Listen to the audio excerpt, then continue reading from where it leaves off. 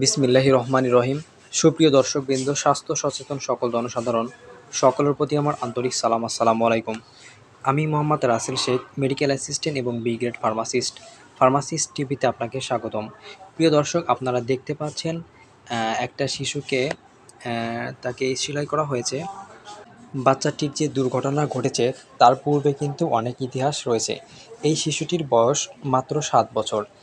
সে তার শিশুদের সাথে খেলতে গিয়েছিল এবং তাকে একটি শিশু ধাক্কা দিয়ে ফেলে দেয়, যার কারণে তার পাটা কেটে যায়। এবং যে শিশুটি তাকে ফেলে দিয়েছিল সেই শিশুটা কিন্তু ছিল আক্রমণাত্মক এবং খুব রাগী। প্রায়ই তার শিশুদের সাথে ঝগড়া লাগতো। তো তারপর আমার চেম্বারে নিয়ে এসে এই অবস্থায় আমি যখন দেখি, সেটা কিন্তু অনেক ভয়ানক ছিল। আপনারা দেখতে পাচ্ছেন জায়গাটা অনেকটা জুড়ে কেটেছে।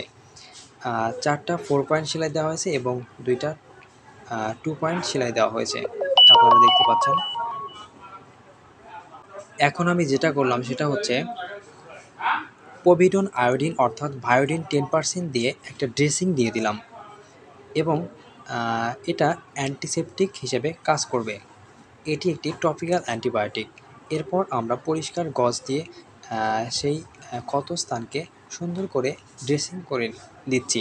প্রথমে তার হাঁটুটি একটু উঁচু করে নিলাম যেন ড্রেসিংটা সুন্দরভাবে দেওয়া যায়। আপনারা দেখতে পাচ্ছেন 4 ইঞ্চি গজ দিয়ে তাকে ড্রেসিং করানো হচ্ছে।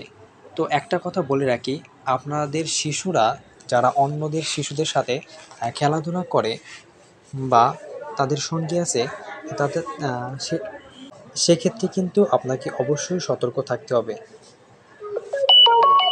কেননা আপনার শিশুটি অন্য একটা শিশুর সাথে খেলাধুলা করতেছে, সেই শিশু সম্পর্কে কিন্তু আপনার অবগত হওয়া দরকার। সে কেমন মন মানসিকতার, তার আক্রমণাত্মক কোনো ভাব আছে কি না। তো সেই সকল ডেঞ্জারাস শিশুদের থেকে আপনার শিশুকে নিরাপদে রাখবেন। কেননা যে কোনো মুহূর্তে একটি দুর্ঘটনা ঘটতে পারে। আর আপনারা তো অবশ্যই জানেন যে একটি দুর্ঘটনা কিন্তু সারা জীবনের কান্না। তো সেক্ষেত্রে আপনারা অবশ্যই আপনার শিশুকে হেফাজতে রাখবেন এবং আপনার বাড়িতে যদি কোনো ধারালো অস্ত্র থাকে সেগুলো কিন্তু আপনার শিশুর নাগালের বাইরে রাখবেন।